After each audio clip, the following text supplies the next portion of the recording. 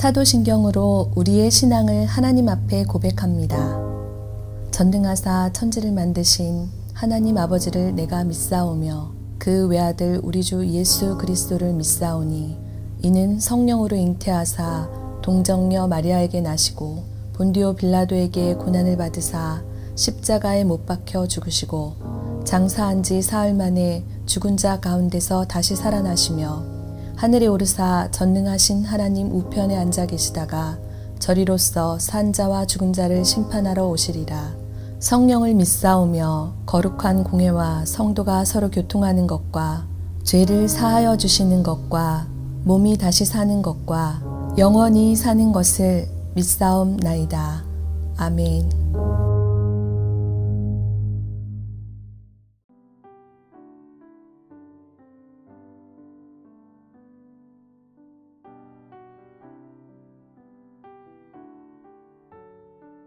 할렐루야. 오늘도 이 새벽의 시간 가운데 하나님의 은혜가 여러분에게 임하기를 주님의 이름으로 축원드립니다. 예레미야 선지자 그리고 예레미야 예언자는 요시야 왕이 통치한 지 13년째, 즉 주전 627년이 되는 해에 하나님으로부터 소명을 받게 됩니다. 예레미야는 유다의 멸망을 직접 보고 경험한 사람인데요. 총 5명의 왕, 요시야, 여호아스, 여호아김, 여호아긴, 시드기야의 순서대로 남유다 왕국 말기에 남유다를 대상으로 예언의 활동, 선지자의 활동을 펼친 자이죠. 자, 어제 본문에서 유다의 마지막 왕인 시드기야 왕은 바벨론의 느부갓네살 왕으로부터 공격을 받게 되었고 예루살렘이 포위된 상태에서 예레미야에게 사자를 보냅니다. 그리고 예레미야에게 부탁을 하는 거예요. 유다와 예루살렘이 지금 위기에 처해 있는데 우리 유다와 예루살렘의 구원을 위해 하나님께 기도해 주기를 바란다. 하지만 오늘 본문에서 예레미야는 그 왕의 부탁을 거절합니다. 그리고 오히려 시드기야 왕과 시드기야 왕의 집에 대한 경고의 메시지를, 하나님의 경고의 메시지를 선포하게 되죠. 만약 너희가, 그러니까 왕과 왕의 집이 여호와의 말씀을 지금 듣고 순종하면 오히려 유다 왕의 집에 왕권이 보존되고 국가가 평온해지게 될 것이지만 만일 너희가 계속해서 불순종하게 되면 하나님의 분노가 불같이 일어나 그 불을 끌 자가 전혀 없을 것이다. 지금 내가 너희를 향한 기도보다 더 중요한 것은 너희 스스로가 하나님의 말씀 앞에 서고 겸손하고 겸비하여 그 말씀을 잘 듣고 순종하는 것이 무엇보다 중요하다라는 것이에요. 오늘 말씀 1절과 2절 말씀 보시길 바랍니다. 여호와께서 이와 같이 말씀하시되 너는 유다 왕의 집에 내려가서 거기에서 이 말을 선언하여 이르기를 다윗의 왕위에 앉은 유다의 왕이여 너와 내 신하와 이 문들로 들어오는 내 백성은 여호와의 말씀을 들을지니. 자, 오늘 말씀 2절의 말씀 보면 유다 말기의 왕들을 향하여 하나님은 다윗의 왕위에 앉은 유다 왕이다 라고 부르시는 것을 보게 되죠. 자, 그 이유가 무엇이냐?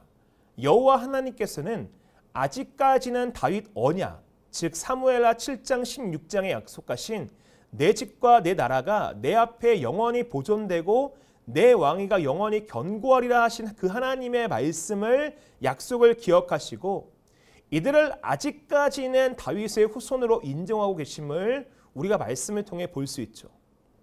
이들이 지금 어떠한 왕입니까? 하나님 말씀에 불순종하고 우상 숭배하는 가증한 심판의 대상자들 아닙니까? 이들은 하나님의 뜻을 거슬러 악을 주도적으로 행한 잘못된 길로 걸어간 왕들이죠.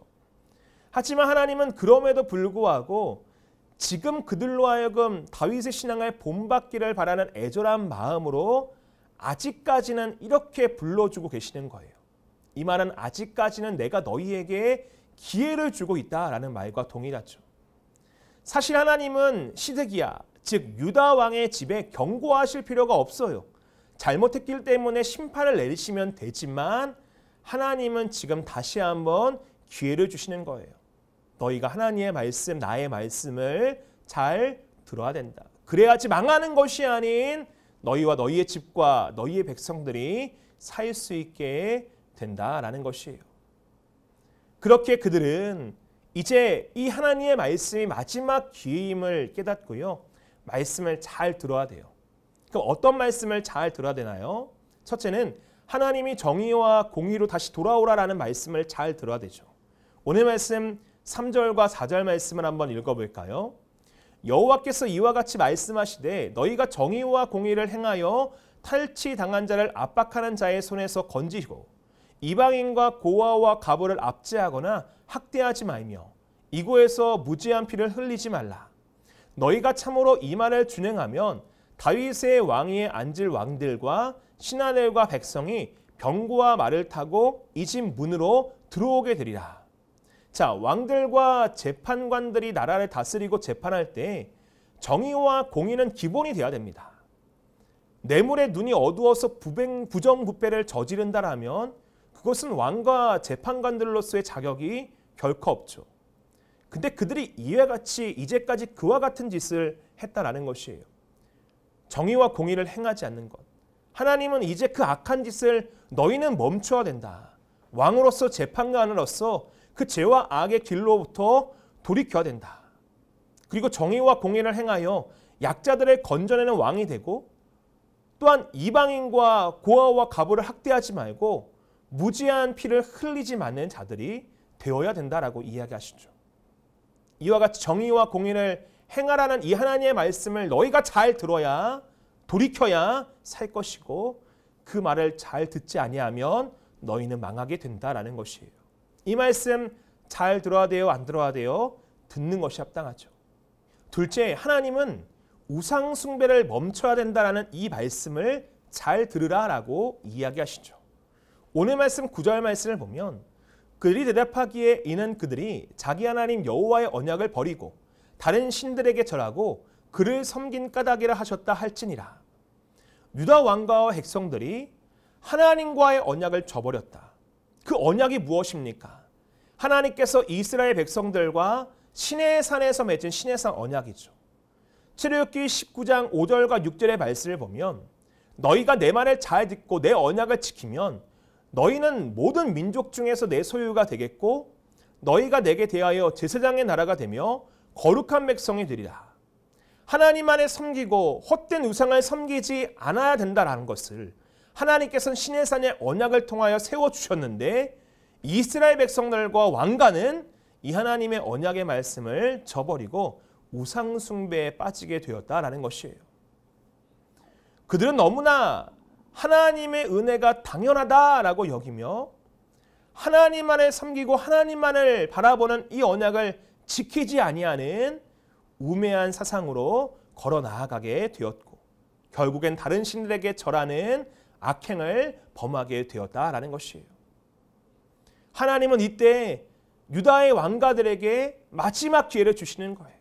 너희는 돌이켜 우상 숭배를 멈추고 나에게 돌아와 온전한 믿음과 신앙으로 살아가야 된다. 너희가 만약 이 기회를 놓치면 어떻게 되냐? 오늘 말씀 5절부터 7절까지 하나님 말씀하시는데 그러나 너희가 이 말을 듣지 아니하면 내가 나를 두고 맹세하노니 이 집이 황폐하리라. 여호와의 말씀이니라. 여호와께서 유다 왕의 집에 대하여 이와 같이 말씀하시니라. 내가 내게 길르앗 같고 레바논의 머리이나 내가 반드시 너로 광야의 주민이었는 성읍을 만들 것이라. 내가 너를 파멸하는 자를 준비하리니 그들이 각기 손에 무기를 가지고 내 아름다운 백향목을 찍어 불에 던지리라. 계속해서 우상 숭배의 길로 걸어가 하나님의 말씀을 듣지 아니하면 너희의 왕가에 하나님의 처절한 심판이 임하게 된다라는 것이에요. 말씀을 정리해 보죠. 이제까지 이스라엘은 길르앗 같은 레바논의 머리와 같은 축복을 하나님으로부터 받게 돼요. 길르앗은 요단 동북쪽의 넓은 평원을 뜻하죠. 푸른 목초지가 많고 가축이 살기 매우 적절한 것. 유다 왕국가 이처럼 풍요로운 길르앗 같은 축복을 누리게 돼요. 하나님의 은혜이죠. 레바논의 머리이다라는 것은 솔로몬 왕국의 주요 재료였던 백향목의 주산지가 레바논이 아니었습니까?